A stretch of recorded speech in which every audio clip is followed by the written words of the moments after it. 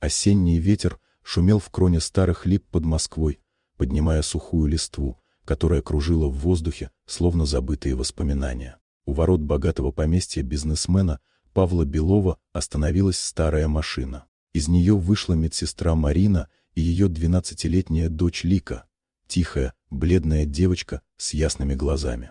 Их впустили внутрь после проверки документов. Дорога к дому тянулась по длинной аллее. Деревья стояли рядами, будто наблюдая за каждым шагом гостей. Сам дом был огромным, строгим, холодным. Он словно не доверял никому, кто входил внутрь.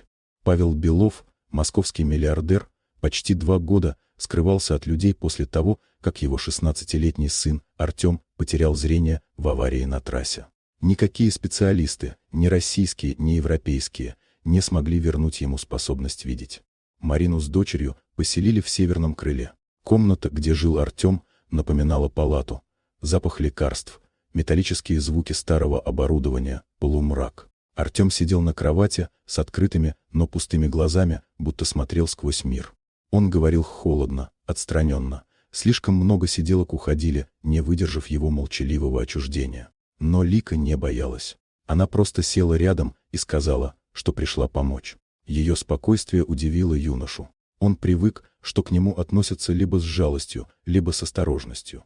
С тех пор Лика стала проводить с ним много времени. Она читала ему старые книги, приносила ароматные травы с окраины Подмосковья, рассказывала истории про свет, который можно почувствовать, даже если его не видно глазами. Постепенно Артем начал ждать ее шагов. Он стал узнавать ее голос, чуть изменившееся дыхание, движение стула рядом с кроватью.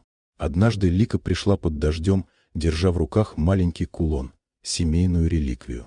Она сказала, что в нем хранится внутренний свет, который никогда не гаснет. В тот же вечер она осторожно коснулась его век чистым платочком. В следующую секунду юношу пронзила резкая боль. Вспышка света, словно молния, расколола темноту, и Артем рухнул на колени. Спустя долгие минуты боль исчезла. Он открыл глаза и увидел комнату, свет и Лику, стоящую перед ним в мокрой одежде с сияющими глазами. Он не понимал, как это возможно, но впервые за 2 года мир вернулся к нему. Утром дом наполнился криками, удивлением, суматохой. Павел Белов был потрясен. Он обнял сына, не скрывая слез. Лучшие врачи приехали со всей Москвы, но не смогли объяснить чудо. Зрительный нерв был поврежден настолько, что восстановление считали невозможным. Лика лишь сказала, что убрала то, что мешало ему видеть, но взрослые не поняли ее слов. Прошел вечер, и Артем впервые за 2 года вышел в сад. Там, под старой липой, Лика сказала, что тьма иногда живет не снаружи, а внутри, и что он сам закрыл от себя свет после смерти матери, связанной с той самой аварией. Он был потрясен, но чувствовал, что ее слова – правда. Через несколько дней Лика исчезла так же тихо, как появилась. Павел пытался удержать ее, предлагал дом, обучение, деньги, но она сказала, что должна идти туда, где ее помощь еще нужна. Артем попытался найти ее в деревне, но местные жители сказали, что девочки давно нет в живых. 3 года назад она погибла в аварии на той же дороге, где ослеп он сам.